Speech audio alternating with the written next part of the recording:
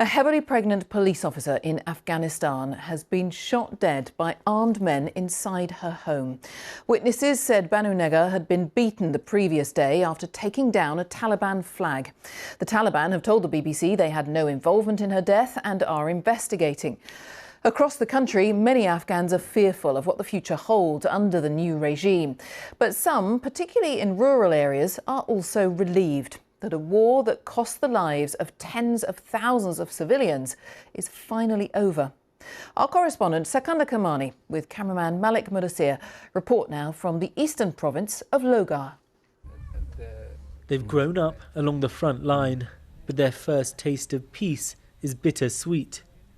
In the final weeks of the war, government forces flattened these houses after coming under fire from Taliban fighters somewhere nearby.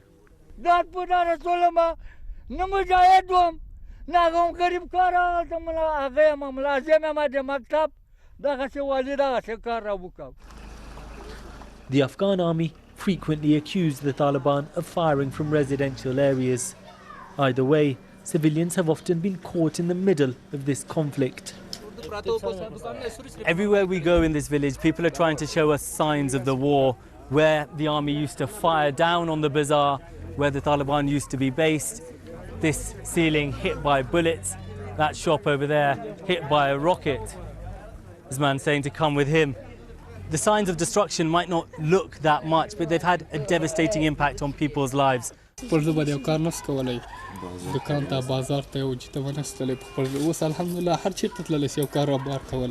Now you've got peace, but what other challenges do you have here?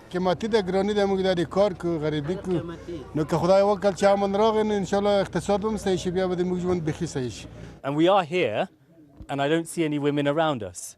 So is that because of the Taliban?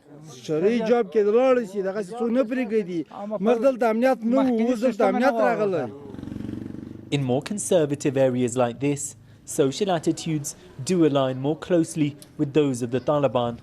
What local women think remains unclear. Elsewhere today, a female police officer was allegedly killed by the Taliban, though they've denied that. By the time we arrive, the local girls' school has already closed for the day.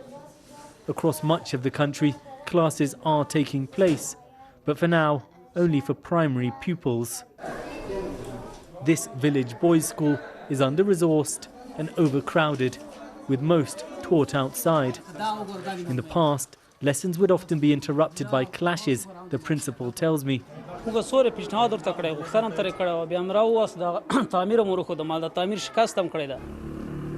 In villages like this, an end to the violence was the biggest priority.